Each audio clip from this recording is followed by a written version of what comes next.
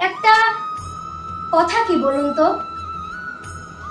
আমি কোনো শাস্ত্র পাঠক নই, কোনো পণ্ডিত নই, নই বা কোনো যোগী বা সন্ন্যাসীও আমি নই।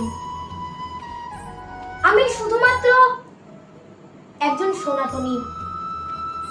অনেক সৌভাগ্যের ফলে এই মানব জন্ম পেয়েছি আমরা, তাই তো আমি আজকে আপনাদের সামনে কৃষ্ণবাণী আলোচনা করার সুযোগও পেয়েছি।